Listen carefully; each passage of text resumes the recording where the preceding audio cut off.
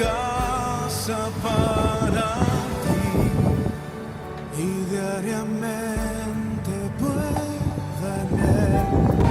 Para que podamos salir de aquí llenos de fortaleza, Padre.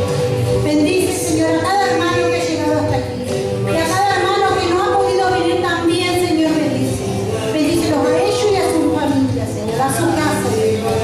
Y pedimos por todas las peticiones, Señor, que tú sabemos que estás trabajando en ellos.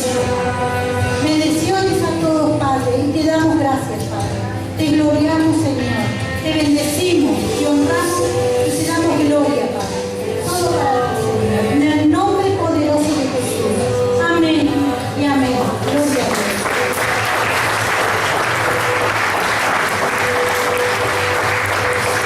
Dios.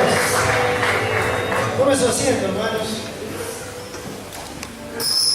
Una bendición estar en la casa del Señor, todos juntos, adorando su nombre. Acompáñenme a 1 de Corintios, capítulo 15. 1 de Corintios, capítulo 15. Voy a leer solo un versículo de la palabra de Dios, pues a modo de introducción a lo que va a ser el mensaje. 1 de Corintios, capítulo 15. Versículo 57. Es un capítulo largo, el de 1 de Corintios 15. Tiene 58 versículos, vamos a leer el 57. Le doy tiempo para que lo busque, para que todos lo podamos leer. Si hay algún hermano que no tiene Biblia, que alguien lo pueda compartir y que podamos leer, es importante la lectura. Tener presente lo que dice la Biblia. Por lo general no, yo siempre uso la Reina Valera como la principal, luego usamos otras versiones a modo de ayuda, pero la Reina Valera 1960 es la clásica que leemos nosotros aquí. Hay a veces hermanos que me dicen lo que habló no decía en mi Biblia lo mismo.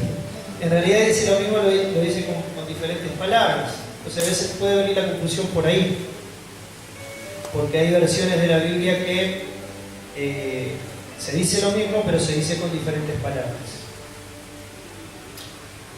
1 de Corintios 15, 57.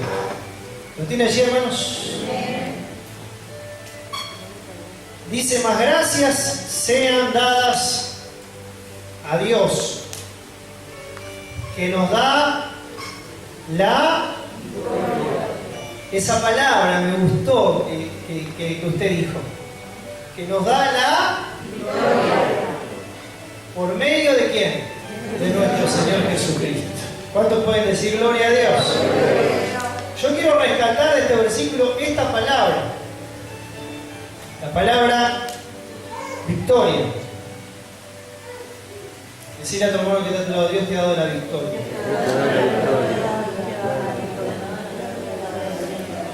Es una palabra linda, ¿no? Victoria es una palabra que a todos nos gusta escuchar, hermanos. Pero déjenme decir una cosa en esta noche: pocos quieren vivir el precio de alcanzar esa victoria en el proceso de la vida de cristiano.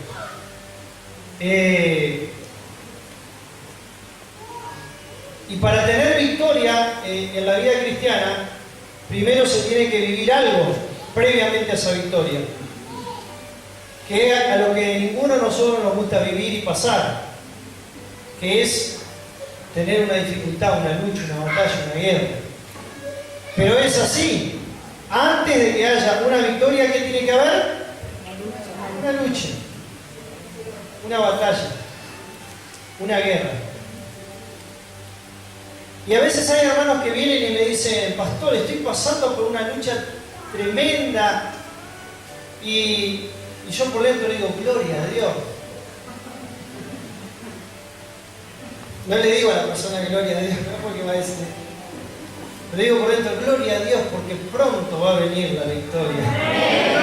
¿No pueden decir gloria a Dios? Y es así, hermano. A nosotros nos encanta tener victorias en la vida. Y cantamos las canciones, los cánticos, tenemos victorias, pero ¿qué viene antes de la victoria? La guerra. Imagínese usted que venga un ejército, ¿verdad? Triunfante, todos ahí, y digan, hemos ganado la victoria, hemos triunfado, ¿y con quién pelearon? Contra nadie peleamos, pero somos victoriosos. Imagínense, es una cosa que no tiene sentido. No tiene razón de ser. Para tener una victoria, primero tiene que haber una lucha. Y hermanos, para alcanzar esa victoria necesitamos tener cierto compromiso personal para con el Señor. Tenemos que tener ciertas actitudes que debemos manejar para que esa victoria sea una realidad en nosotros.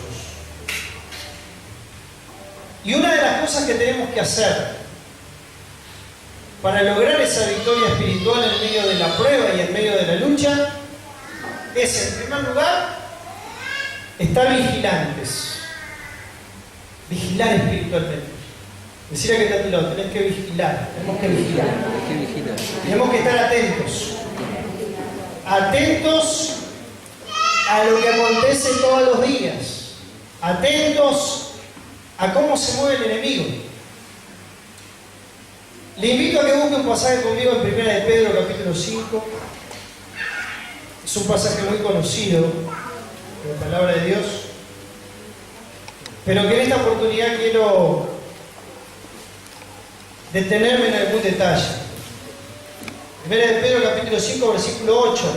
Tenemos también en la pantalla, pero quiero que usted busque en la Biblia. Es el primer punto que usted tiene que...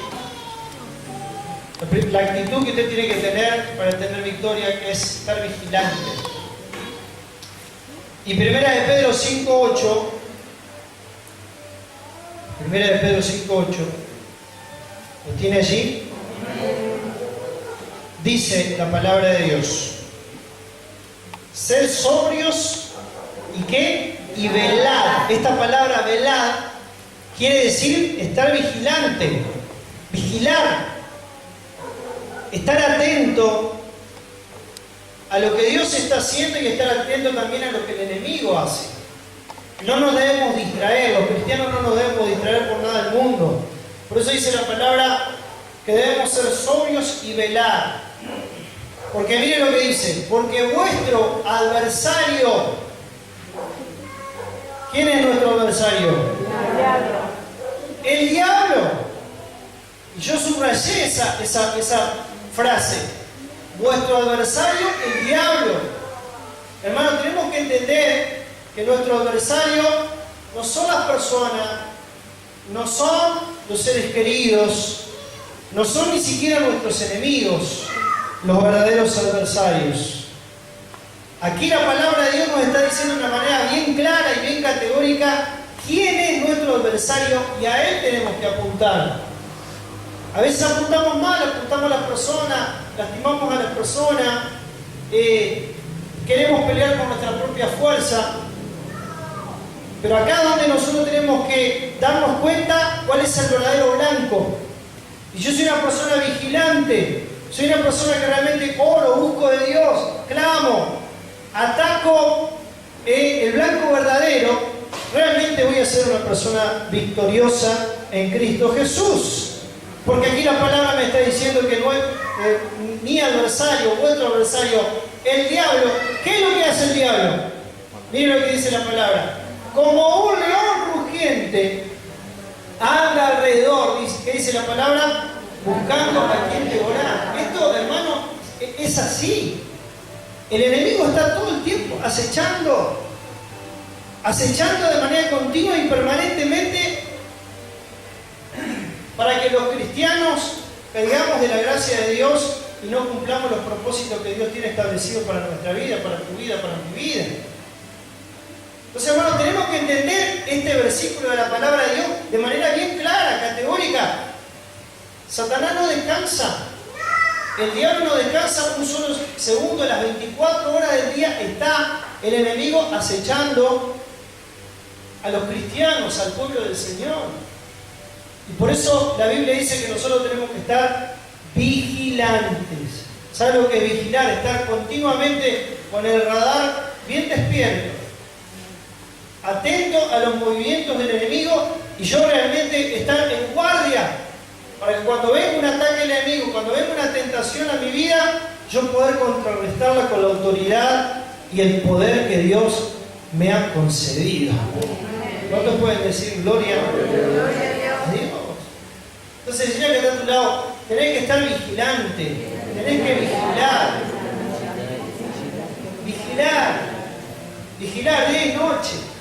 Aún pedirle al Señor en las noches y decirle: Señor, en paz me acostaré, así mismo dormiré, porque solo tú me haces vivir confiado. Toma mi mente, Señor, aún en las noches, para que yo pueda descansar y tener sueños que te agraden a ti y que sean agradables a tu soberana voluntad. Porque sabemos que aún en las madrugadas el diablo ataca las mentes de las personas, y a veces tenemos sueños horribles, ¿no? ¿A cuánto le ha pasado? Ay, tuve un sueño espantoso, soñé con víboras que me querían agarrar. Y son ataques del diablo, son ataques del enemigo, que muchas veces vienen a la mente para querer perturbarnos. Porque él no descansa, nuestro cuerpo y nuestra mente sí descansa, pero el enemigo no descansa, y tenemos que estar bien vigilantes. La palabra de Dios dice en Romanos 13, no lo busque, después lo busca en su casa, dice: vestido del Señor Jesucristo, y no proveáis para los deseos de la carne. ¿Sabe, hermano, que el enemigo sabe perfectamente, a todos aquellos que hemos venido del mundo de una vida sin Cristo, el enemigo conoce cuáles son nuestras debilidades? Satanás conoce cuáles son nuestras debilidades. Entonces, él va a atacar esa debilidad de tu vida. Él va a atacar esa área de tu vida que sabe perfectamente que es un área débil. Entonces, él va a insistir por ese flanco. Va a insistir por esa parte de tu vida, porque sabe que es un área débil. Porque cuando vos estabas en el mundo, cuando vos no conocías al Señor, el diablo te tenía ahí en su mano y sabía cuál era tu debilidad y te la ofrecía, y vos cedías inmediatamente. Entonces, cuando te convertiste, viniste a los pies de Cristo, Él sigue sabiendo cuál es el área débil de tu vida y va a atacarte por ese lado. Entiéndelo, hermano, en esta noche, porque es muy importante. Él te va a atacar por esa área para que vos vuelvas a caer y te conviertas en un cristiano pobre espiritualmente.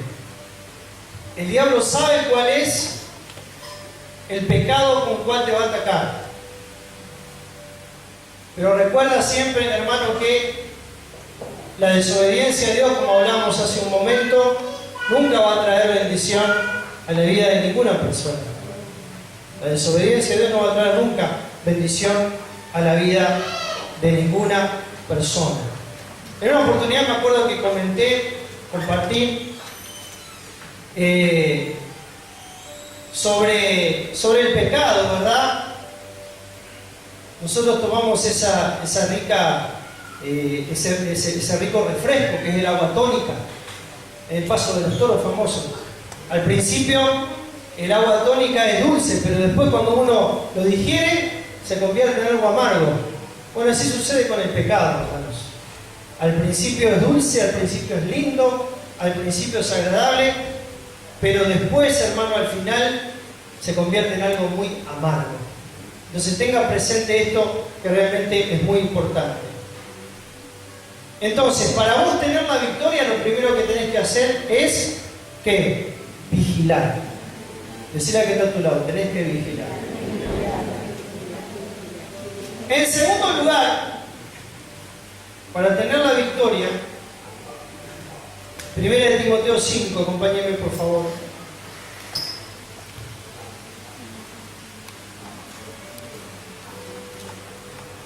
Teniendo en cuenta el hecho de que vos podés caer, te podés equivocar y podés pecar, es importante que imagines las consecuencias. imagine las consecuencias. El primer punto que tiene que hacer es vigilar. Y lo segundo es imaginar las consecuencias. ¿Saben que esto a mí me ha ayudado mucho en mi vida espiritual, mi vida cristiana?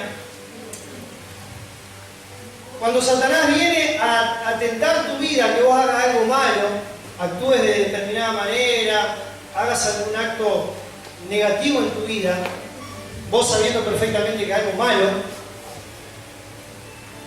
una de las cosas que el Espíritu Santo me ha movido en ese momento cuando viene la tentación, a imaginarme las consecuencias.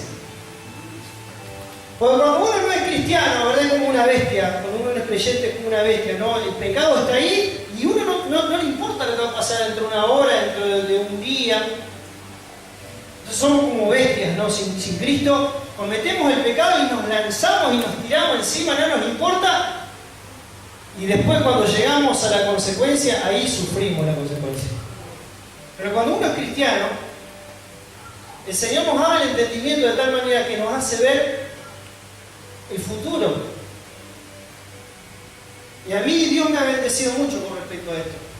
Cuando vino la tentación a mi vida, en ese momento el Espíritu Santo me hace decir, pero si vos haces eso, ¿sabés el daño que puedo causar mañana? Y es como que me traslada al futuro, imaginariamente, la consecuencia de ese error. Y ahí le digo, Señor, por favor, que jamás eso me acontezca. Porque cuando uno comete un pecado, hermano, y obviamente que cuando uno peca, el pecado en el momento es algo lindo, ¿no? Si no, no lo cometería nadie. Seríamos todos santos. Pecar trae un cierto placer a la carne, al deseo humano. Pero es una trampa, es ¿verdad? Un veneno de serpiente. Porque en el momento es lindo, pero después viene la consecuencia y es espantoso, es horrible.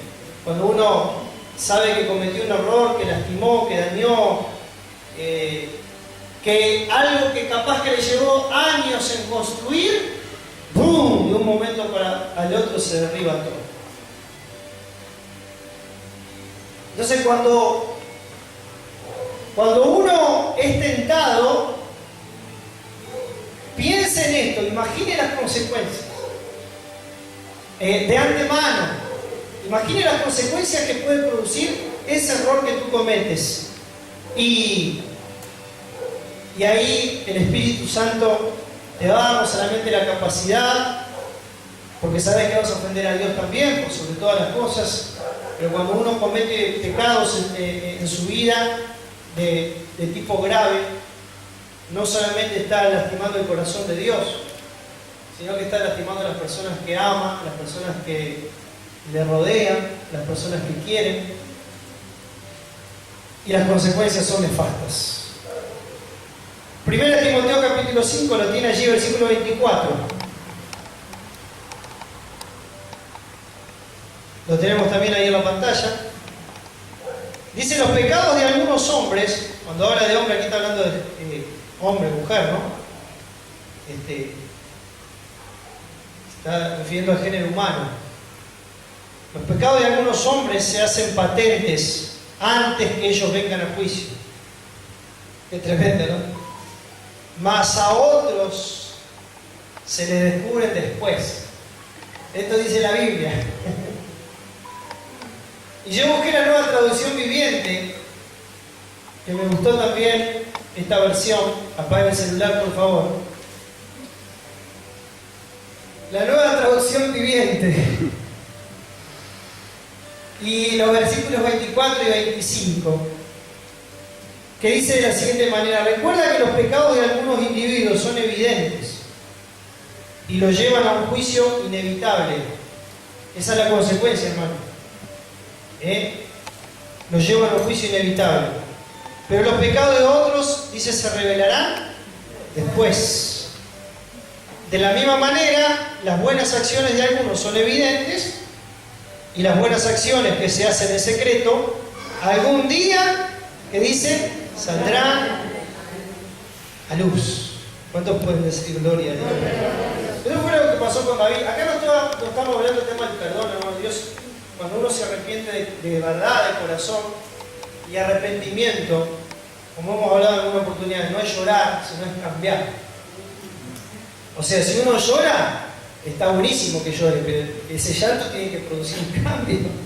Imagínense que llora, como la chiquitita, Y si en la misma, hermano, ese llanto no sirve. El verdadero llanto, el de arrepentimiento, produce un cambio. ¿Cuántos pueden decir gloria a Dios? Cambio para bien.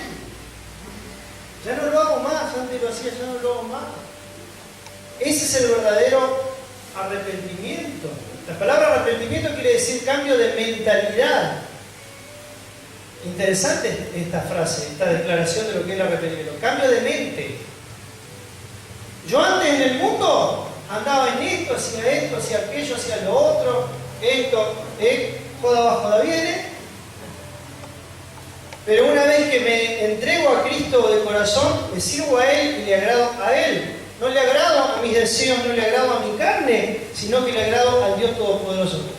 Y eso va a traer plenitud de vida a mi alma, plenitud de felicidad, de gozo, de paz en mi interior.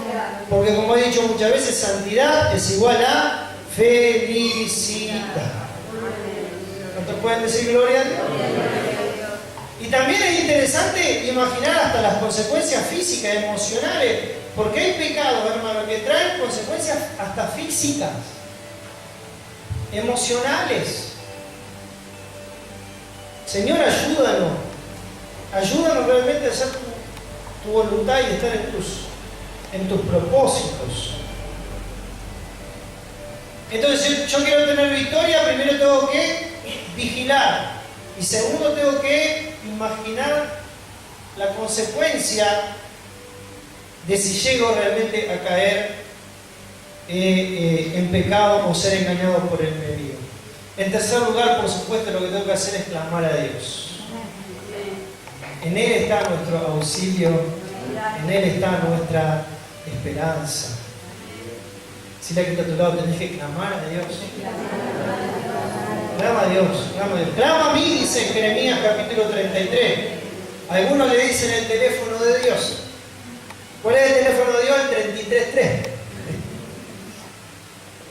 Así que recuerden, hermano, Jeremías 33.3 es el teléfono, uno dice el teléfono entre comillas, ¿verdad? Como un modo ilustrativo y gracioso. Pero allí Jeremías 33.3 dice justamente eso. Clama a mí. Clama a Dios, hermano. Primeramente, sobre todas las cosas, tienes que clamar a Dios. ¿Y qué dice la Biblia? Que Él te va a responder. Clama a mí y yo te responderé. Dice, y te enseñaré cosas grandes y ocultas que tú no conoces. ¿Sabes, hermano? El diablo quiere que te quedes callado, que no hables, que no busques, que no ores, que no clames. Que te quedes ahí en la derrota, tirado en el piso. No, Dios no te quiere tirado ni tirada en el piso, amado, amada. Dios quiere que vos te levantes en el nombre poderoso de Jesucristo.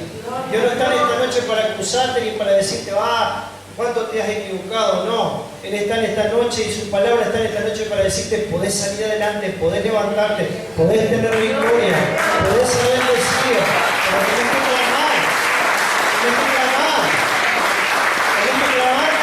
El Señor, y yo te voy a responder. Así como sucedió con el ciego Bartimeo, que estaba buscando un milagro en su vida.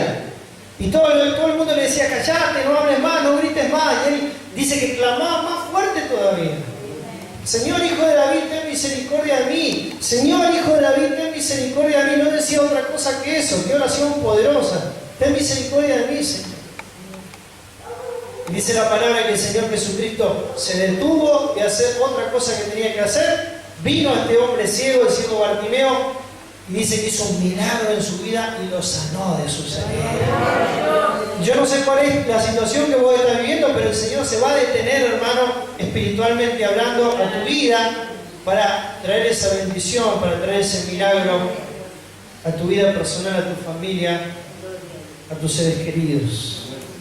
No te quedes callado por nada. Clama al Dios Todopoderoso. 2 Corintios 10. Como cuarto punto.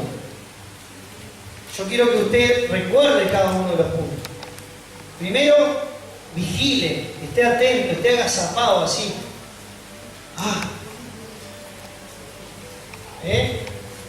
El segundo, ¿cuál era? ¿Se acuerdan? Imagine las consecuencias de si usted se equivoca o peca cuando venga, porque usted le va a venir, dentro de un rato le va a venir otra tentación. Las tentaciones vienen de manera permanente, todo el tiempo. Durante el día no sé cuántas tenemos. Somos tentados a hacer algo malo porque el ser humano toma decisiones de manera permanente y de manera permanente nosotros tenemos que tomar las decisiones acertadas. En tercer lugar, debemos clamar a Dios. En cuarto lugar, preste atención porque esto es muy importante, debes tomar tus pensamientos y llevarlos cautivos a obedecer a Cristo, a obedecer la palabra de Dios. Segunda de Corintios 10, ¿tienen? Versos 3 al 5 también lo tenemos, creo que en la pantalla. No sé si anoté todos los versículos ahí, pero mire este versículo qué poderoso que es. Dice pues, aunque andamos en la carne, o sea, aunque vivimos en este cuerpo, andamos en la carne, dice que no militamos. O sea que acá Dios está poniendo como ilustración de que los cristianos somos militares. Somos soldados de Cristo. Habla de que nosotros estamos guerreando y batallando, porque si no, no saldría esta palabra militar. Estamos militando, ¿verdad? En una batalla, en una guerra espiritual. Dice que aunque andamos en este cuerpo de carne, dice no militamos según la carne, o sea, no militamos, no estamos peleando con nuestra fuerza física. Eso es lo que está diciendo la palabra de Dios. Porque dice las armas de nuestra milicia, este versículo a mí es uno de los que más me gustan de la Biblia, dice que no son carnales, sino poderosas en Dios. Aleluya, cuando dicen gloria a Dios. Para la destrucción de fortaleza. Dios te llamó ¿para qué? Para destruir fortalezas. La fortaleza que el enemigo levanta muchas veces, fortaleza de pecado, de vicio, de un montón de cosas. Dios te dio la autoridad a ti y a mí, hermano, para destruir esas fortalezas. Para agarrar, ¿verdad? Esos muros que levantó Satanás y derribarlos en el nombre poderoso de Jesucristo de Nazaret. Dios te dio esa autoridad, hermano. ¿Cuántos pueden decir gloria a Dios? Para la destrucción de fortaleza, dice, derribando argumentos y toda altivez que se levanta contra el conocimiento de Dios. ¿Cuántos argumentos hoy en este siglo XXI que estamos viviendo se han levantado contra el conocimiento de Dios? Millares, podríamos hacer una lista larguísima de argumentos que se están levantando contra el conocimiento de Dios. Y esos argumentos, esas altiveces que se levantan contra el conocimiento de Dios, quieren inundar nuestra mente para que nosotros pensemos de la misma manera que el mundo piensa y andemos en la vida y caminemos de la forma que se nos antoja, menos haciendo la voluntad de Dios. Por eso termina diciendo la frase, y es la parte más importante de este versículo, y llevando cautivo todo pensamiento, o sea, obviamente pensamiento malo, ¿a qué? A la obediencia a Cristo. ¿Cuántos pueden decir gloria a Dios? Porque te va a venir un pensamiento malo a tu cabeza, te va a venir un montón de veces, te va a venir. Hermano, vamos a la realidad. Te van a venir 10.000 pensamientos malos a la cabeza, y esos 10.000 pensamientos malos que te van a venir a la cabeza, derribarlos, y llevar cautivo ese pensamiento a obedecer a Cristo. El diablo va a venir con algo en la cabeza, te va a decir, pecá, haz esto, haz lo otro. Y vos en ese momento tenés que decir, no, en el nombre poderoso de Jesús, no, porque yo voy a obedecer a Cristo. ¿Cuántos pueden decir gloria? Gloria a Dios. Martín Lutero una vez dijo, una cosa que los pajaritos te revoloteen la cabeza, otra cosa que hagan nido. Hay una diferencia. Cuando están revoloteando los pájaros, ahuyentando, así, así. Hay unos hermanos que dicen, que se queden, ay, qué lindo pajarito, que se queden ascendido en la cabeza. No esperes a que eso acontezca, hermano, porque vas a terminar haciendo lo que no debes. Hoy es un mensaje medio, ¿no? Como, no hay mucho, ¡aleluya!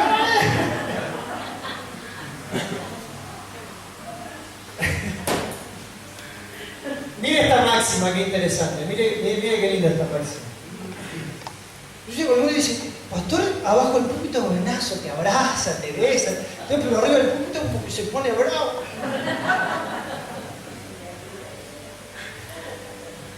Mire que esta máxima, qué interesante, que yo quiero que usted la tome en cuenta y si quiere anotarla, anótela después.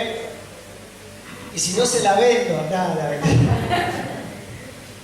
Esto vale $1.000.000, ¿no? Pero yo se lo voy a dar gratis hoy porque cuánto bondadoso. Dice, tus pensamientos, escucha bien porque esto es tremendo. Tus pensamientos se convierten en deseos. ¿Estamos bien hasta ahí?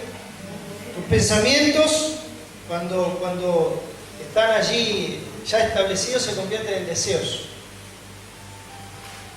Tus deseos se convierten en acciones. Tus acciones se convierten en hábitos. Y tus hábitos se convierten en tu estilo de vida. Y todo empieza por un pensamiento.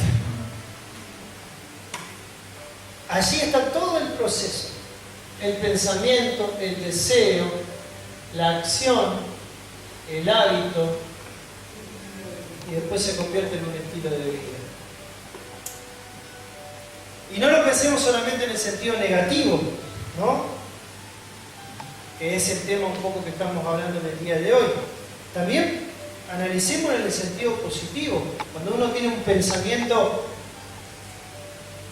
lindo en el Señor, eso después se convierte en un deseo, luego se convierte en una acción, luego se convierte en un hábito, ¿no? Por ejemplo, vamos a ver el caso de la oración. Ay, voy a empezar a orar asiduamente todos los días al Señor, 1 hora todos los días. Primero está en tu mente, un pensamiento. Señor, voy a orar 1 hora por día. Voy a orar 1 hora por día. Eso se convierte en un deseo en tu corazón. Luego lo accionás, empezás a activarlo y a practicarlo. Empezás a orar 1 hora todos los días en la presencia del Señor. Luego eso se convierte en un ¿qué? En un hábito. Ya no puedes dejar de orar todos los días 1 hora, porque eso se convierte en un hábito en tu vida y luego se convierte en un estilo de vida. ¿Cuántos pueden decir?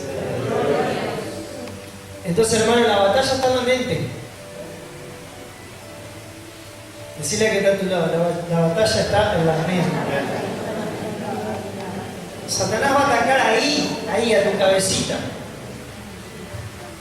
Porque él sabe, conoce, esta máxima la conoce de hace años atrás, mucho antes que vos nacieras, el diablo ya conocía esta máxima.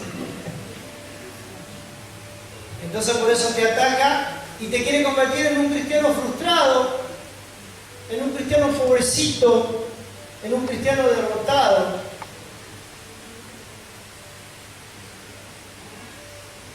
Ya que el diablo no te puede, ¿verdad?, convencer de dejar de ser cristiano.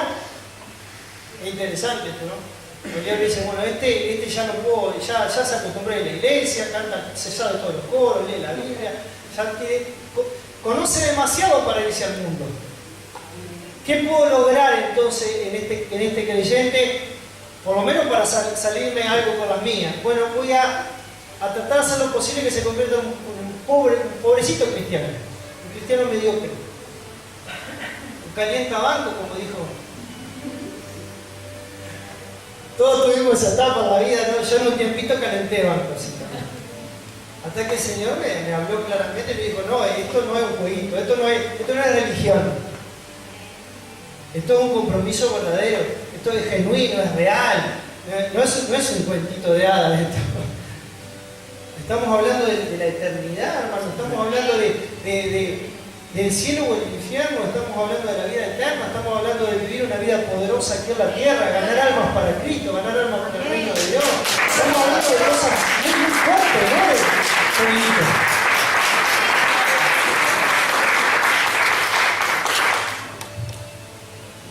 Ni ganas de ya, el aplauso como que en medio, ¿no? Ya casi ni ganas de aplaudir porque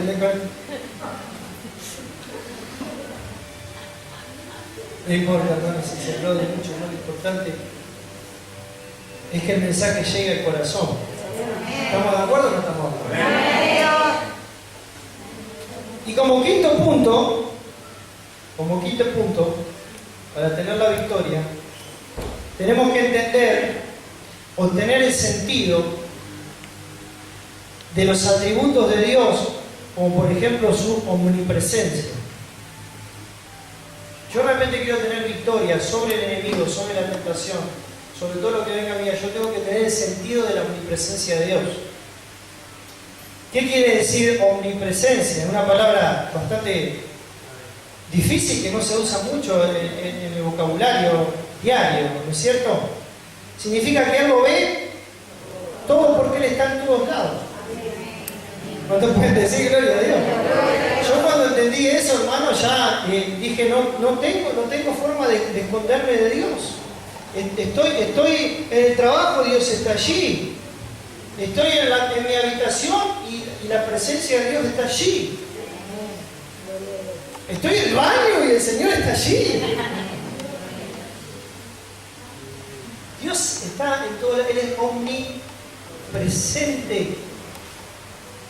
Y su omnisciencia va de la mano, su omnipresencia, porque significa no solamente de que Dios lo ve todo, sino que Él lo sabe todo.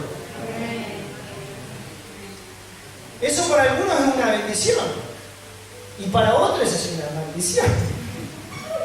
Porque hay gente que se quiere esconder de Dios. Hay gente que dice, no dice, ¿dónde está Dios? Allá, yo no voy para allá. Se salen corriendo de Dios. Como pasó con Jonás en una oportunidad, ¿no? El Señor dijo, anda a Nínive, a Tarsis se fue. Se fue para el otro lado. Y así hay un montón de gente. Pero no es inevitable, no pueden escaparse de Dios porque Dios es omnisciente. Entonces, si usted quiere tener victoria, usted tiene que entender este punto muy importante, hermano. Dios está viendo lo que estás haciendo. Diga amén o ay, ay, ay. Amén. El pastor no te verá. Yo voy a hacer algo. El pastor no te ve. Y sí, porque nosotros los pastores no somos investigadores privados, no que estamos vigilando a ver qué. No es nuestra misión ser investigador privado. Pero hay un Dios todopoderoso que sí, dice la palabra de Dios, que los ojos de Jehová, dice, recorren toda la tierra. Entonces cuando usted vaya a hacer algo que sabe, que usted lo sabe, y yo lo sé que está mal delante del Señor, recuerde que Dios es omnipresente y Dios te ve. El último versículo, o el anteúltimo, vamos a ver. Génesis 39, acompáñeme. Vamos a ver el ejemplo de un hombre que se llamó José. Josécito querido, creo que conocía, no sé si hizo seminario, si no hizo, creo que no hizo seminario José, no fue al instituto. Pero José conocía la omnipresencia de Dios. Él lo tenía bien claro. No significa que no se haga seminario, ¿no? Por supuesto, no se va a excusar, entonces no hago seminario porque a veces nos excusamos con esas cosas que para no hacerlo. No.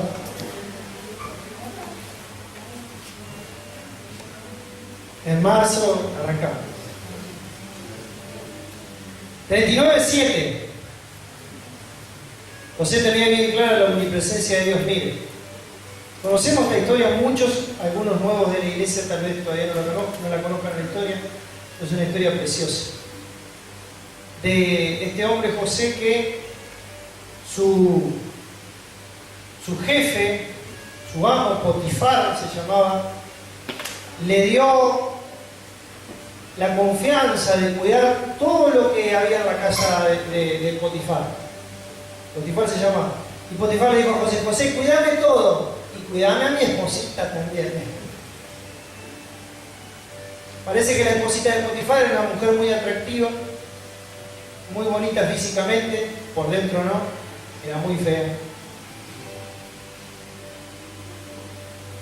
Y dice en el versículo 7 del capítulo 39, aconteció después de esto que la mujer de su amo puso sus ojos en José. El enemigo dijo: ¿cómo puedo hacer caer a este santurrón? Entonces dijo: bueno, voy a usar a esta mujer, que es muy atractiva, muy bonita, para que desobedezca a Dios y haga lo que se le haga, dice el diablo, lo que a mí se me da la gana. Entonces Satanás usa a la mujer de Potifar y dice que la mujer de su amo puso sus ojos en José. Y esta mierda ni perezosa, ¿no? Que no, era bastante sinvergüenzona, de Juan le dijo: dormí conmigo, o sea, acostate conmigo.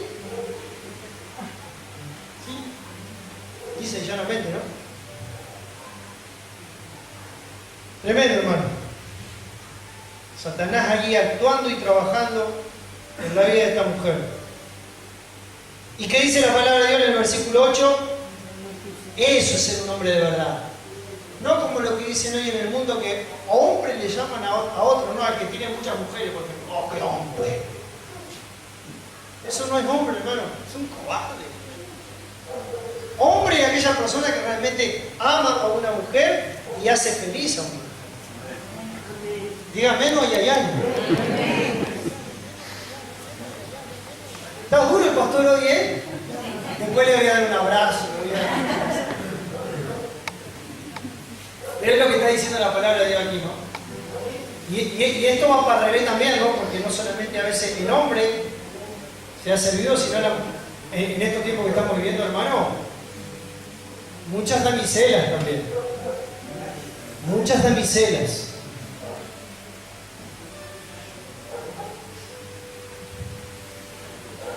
Entonces, a ver dónde estaba. Dice: y él no quiso, dice el verso 8. ¿Me sigue ahí, hermano? Dice: y él no quiso.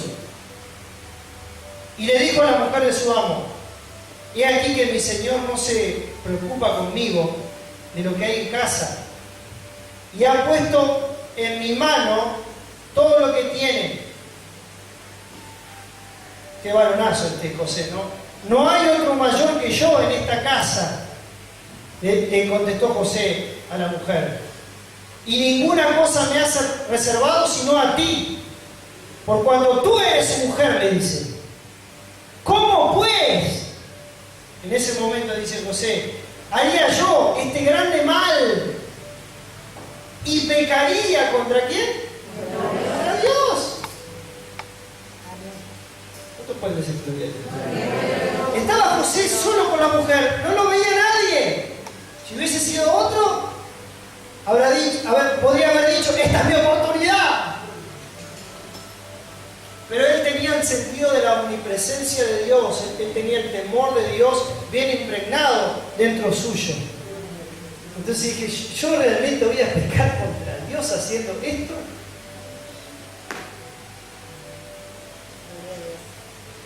Seguro que él imaginó las consecuencias también. Seguro que el Espíritu Santo en ese momento le dijo: si vos haces esto, José, lo que te va a pasar después. Aunque le pasaron cosas después, pero él estaba limpio en su corazón y Dios tenía un propósito, porque él ya tenía todo su plan establecido para él convertirse en gobernador de Egipto. ¿Cuántos pueden decir gloria a Dios? Cuando nosotros tenemos el temor de Dios en nuestra vida y hacemos su voluntad, Él realmente nos levanta con poder. Y ahora sí, el último versículo, 1 Corintios 10. Estamos bien. Versículo 13.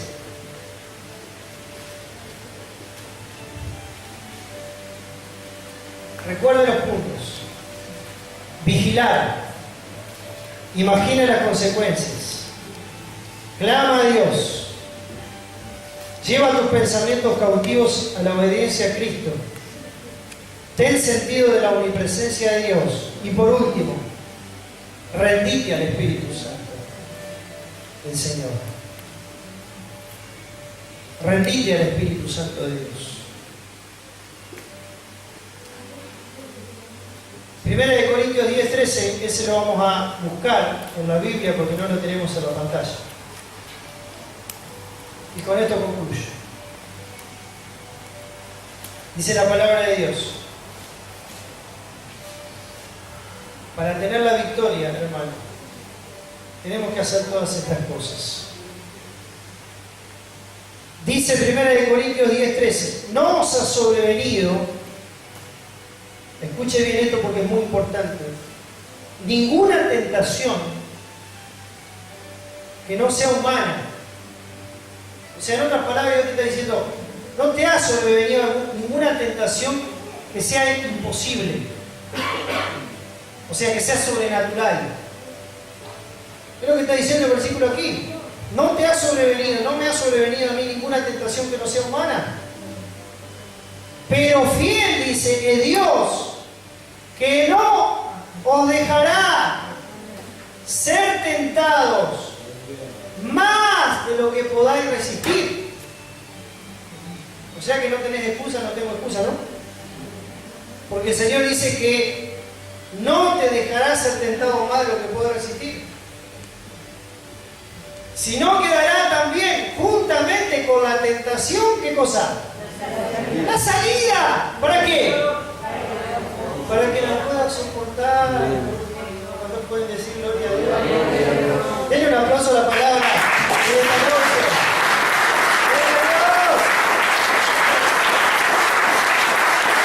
Gracias, Señor. Póngase en pie, por favor. Oremos al Señor. Gracias, Padre. Gracias, Señor. Gracias, Señor, por esta tu palabra. Vamos a tomarnos unos minutos, hermanos, para meditar, para pensar en todo lo que el Señor ha hablado a nuestro corazón. Analicemos, no tomemos a la ligera el pensar. Sí, rumiemos, mastiquemos la palabra. Todo y cada uno de los puntos, cada uno de los puntos que el Señor trajo a nuestra vida, a nuestra mente, a nuestro corazón. Cuando el Señor nos hace la exhortación, amados, cuando el Señor nos hace la exhortación, no es para que tú y yo quedemos avergonzados, sino porque Dios quiere sacar lo mejor de ti y lo mejor de mí. El Señor quiere purificarnos como se purifica el oro, para que nos convirtamos en instrumentos tremendos y poderosos en las manos del Señor, porque es la única manera que vamos a poder vencer al enemigo. Dice la palabra de Dios que sin santidad nadie verá al Señor. Y al enemigo le repele cuando un hombre o una mujer obedece a Dios, camina en la obediencia a Dios. Las tinieblas y el infierno retroceden cuando hay luz en el pueblo de Dios. Dice la palabra del Señor, ustedes sois la luz del mundo, dijo Jesús. Una ciudad sentada sobre un monte no se puede esconder, dice la palabra. Ni la luz se esconde debajo de un cajón, sino que alumbra, dice la palabra, a todos los que están en la casa. Dice la palabra de Dios, así alumbre vuestra luz, aleluya, en este mundo, dice el Señor. Así alumbre tu luz. Tenemos que alumbrar, hermano.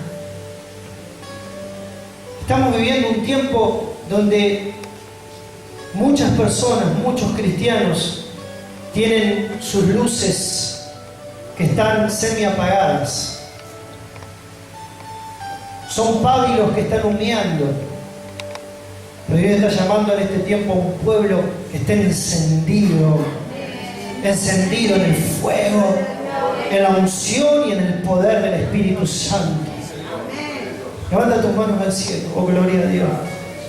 Y esta es la noche en la que Dios quiere encender el fuego de tu corazón para que te conviertas en un instrumento poderoso en sus preciosas manos. Gracias, Señor, te damos por este tiempo. Gracias, declaramos victoria. Señor, gracias por tu palabra. Señor, dale fortaleza a mis hermanos para, Dios mío, enfrentar las tentaciones y salir victorioso, salir victoriosa. Porque esa es la palabra que tú has puesto en mi corazón en el día de hoy. Mas gracias sean dadas a Dios, dice Corintios, que nos da la victoria por medio de nuestro Señor Jesucristo. La victoria es para nosotros. La victoria es para el pueblo de Dios. Pero antes va a venir una lucha. Antes va a venir una tormenta. Antes va a venir una tempestad a tu vida. Antes va a venir la tentación a tu vida. Antes va a venir el enemigo a tu vida. A querer destruirte. Pero nos levantamos en el nombre poderoso de Jesús. Levantamos bandera de Jesucristo. Aleluya. Y declaramos que somos más que vencedores en Cristo Jesús. Padre, hacemos tu voluntad, nos sometemos, nos humillamos delante de ti. En esta noche nos humillamos, Padre. Y reconocemos, Dios mío, que te necesitamos. Te necesitamos todos los días de nuestra vida. Te necesitamos, Señor. Fortalece a mi hermano.